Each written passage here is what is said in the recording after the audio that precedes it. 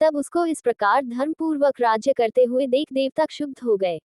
उन्होंने देवाधिदेव शंकर का मन में स्मरण करना आरंभ किया। तब भक्तों की कामना पूर्ण करने वाले शंकर ने नारद जी को बुलाकर देव कार्य की इच्छा से उनको वहां भेजा। शंभु भक्त नारद शिव की आज्ञा से देवपुरी में गए। इंद्रादिक सभी देवता व्याकुल हो शीघ्रता से उठ नारद जी को उत्कंठा भरी दृष्टि से देखने लगे। अपने सब दुखों को कहकर उन्हें नष्ट करने की प्रार्थना की। तब नारद जी ने कहा, मैं सब कुछ जानता हूँ, इसलिए अब मैं दैत्यराज जलंधर के पास जा रहा हूँ। ऐसा कह नारद जी देवताओं को आश्वासित कर जलंधर की सभा में आए।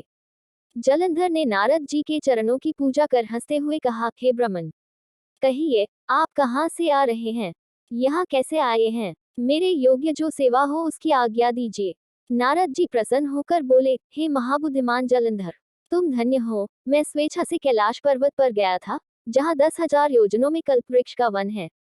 वहां मैंने सैकड़ों कामधेनुओं को विचरते हुए देखा तथा ये भी देखा कि वह चिंतामणि से प्रकाशित परम दिव्य अद्भुत और सब कुछ सुवर्णमय है। मैंने वहां पार्वती के साथ स्थित शंकर जी को भी देखा, जो सर्वांग सुंदर, गौरवर्ण, त्रिनेत्र और मस्तक पर चंद्रमा धारण किए हुए है। उन्हें देखकर मुझे बड़ा आश्चर्य हुआ कि इनके समान समृद्धिशाली त्रिलोकी में कोई है या नहीं।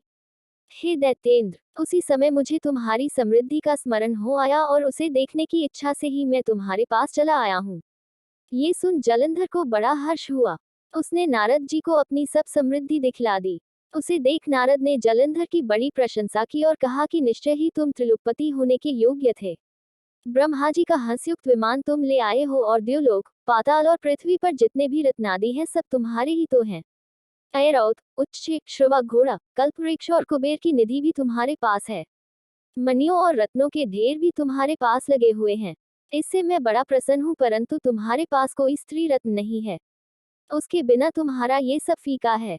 तुम किसी स्त्री रत्न को ग्रहण करो। नारद जी के ऐसे वचन सुनकर दैत्यराज काम से व्याकुल हो गया। उसने नारद जी को प्रणाम कर पूछा कि ये स्त्री कहाँ मिलेगी जो सब रत्नों में श्रेष्ठ हो। नारद जी ने कहा, ऐसा रत्न तो कैलाश पर्वत में योगी शंकर के ही पास है। उनकी सर्वांग सुंदरी पत्नी देवी पार्वती बहुत ही मनोहर हैं। उनके समान सुंदरी मैं किसी को नहीं देखता। उनके उस रत्न की उपमा तीनों लोकों में कहीं नहीं है। देवर्षि उस दैत्य से ऐसा कहकर देव कार्य करने की इच्छा से आकाश मार्ग से चले गए।